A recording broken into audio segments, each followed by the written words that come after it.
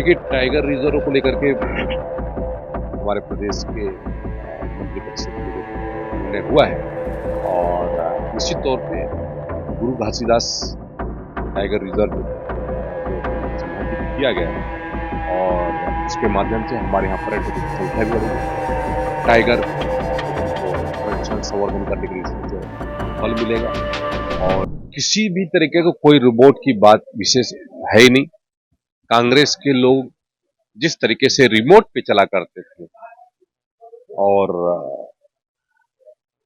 स्वयं पूर्व मुख्यमंत्री किस रिमोट पर चलते थे, ये पूरा प्रदेश ही पूरा देश जानता है। आज वो रिमोट कहां पर है और किन किन लोगों ने ऐसे आपराधिक लोगों को छुड़ाने का प्रयास किया, ये भी पूरा देश जानता है, पूरा प्रदेश जानता है। ये मैंने वो वीडियो पे ट्वीट करके उन्होंने कहा कि अब पता चल गया कि छत्तीसगढ़ सीएम कौन है। देखिए, हमारे आदिवासी समाज बहुत ही सहज सरल होते हैं और सहजता में जो उन्होंने बात कही उसको लेकर के जिस तरीके से भूपेश बघेल इस विषय को लेकर के बात का बतंगड़ कर रहे हैं, ये बहुत ही दुर्भाग्यपूर्ण है। और हमारे माननीय मुख्यमंत्री जी केंद्र में भी मंत्री पद में रह करके उन्होंने बहुत सारे कार्य किए और आज छत्तीसगढ़ में जब से उनकी नेतृत्व में सरकार बनी है, लगातार चाहे किसानों के लिए हो, चाहे महिलाओं के लिए हो, चाहे हमारे वनवासी भाइयों के लिए, हर वर्ग के लिए योजनाबद्ध तरीके से कार्यक्रम किए हैं। मोदी जी की गारंटी पूरी हुई है।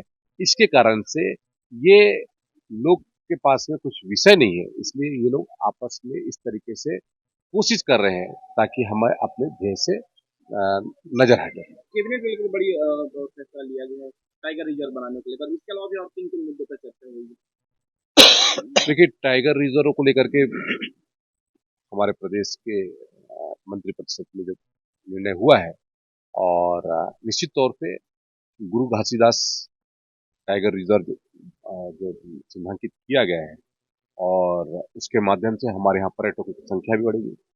टाइगर को हमको संरक्षण संवर्धन करने के लिए इससे बल मिलेगा और हमारा छत्तीसगढ़ राष्ट्रीय मानचित्र में बड़े तेजी के साथ में टाइगर के क्षेत्र में उभर कर आएगा। इसके अलावा भी कोई निर्णय लिए? 2-3 निर्णय और हुए, कुछ प्रेजेंटेशन हुए और उन विषयों को लेकर के आगे और चर्चा होगी।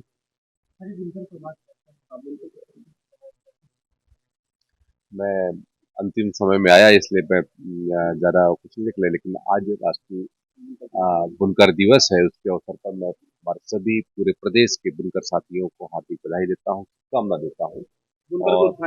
बुनकरों के उत्थान के लिए और बुनकरों के द्वारा जो प्रोडक्ट है उस प्रोडक्ट को ज्यादा से ज्यादा प्रमोट करने की बात हमारे संकल्प में हम लोगों ने दिया था और हम आने वाले समय में ज्यादा से ज्यादा इस विषय को प्रमोशन करेंगे और उसके साथ साथ हमारे यहाँ पर जो स्कूलों में और अन्य जो सरकारी उपक्रम है वहां पर जो कपड़े खरीदे जाते हैं उन कपड़ों में पहली प्राथमिकता हमारे बुनकरों के द्वारा निर्मित कपड़ों को। एक दिन के दिल्ली प्रवास पे थे आप, किन किन मुद्दों पे बात हुई? छत्तीसगढ़ को किस तरह से सहायता मिलने की लेकर बातें हुई?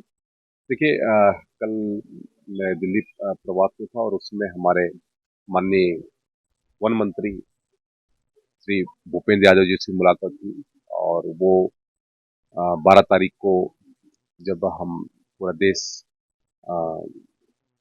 एलिफेंट डे बना रहा होगा उस परिप्रेक्ष्य में यहाँ पर एक वर्कशॉप रखा गया है, उस कार्यक्रम में सम्मिलित होंगे और इसके अलावा भी 2-3 कार्यक्रम और सम्मिलित किए गए हैं, उसमें सम्मिलित होंगे और उन्होंने कहा है कि वो हर संभव केंद्र से जो भी मदद होगी वो यथासंभव करेंगे। उसके अलावा भी हमारे जल शक्ति मंत्री माननीय श्री पाटिल जी से मुलाकात हुई और उन्होंने भी सत्र के बाद आश्वस्त किया है कि एक बैठक करके विभिन्न मुद्दों पर जो कहते हैं यहाँ के विषय हैं उन इशू को लेकर के उनकी साथ में बैठक होगी। उसके साथ जुएल ओराव जी के साथ में भी केंद्रीय हमारे जनजाति कार्य मंत्री, उनके साथ में भी मुलाकात हुई और उन्होंने भी बहुत सारे विषयों पर चर्चा की। धन्यवाद। आप देख रहे हैं दैनिक चिंतक।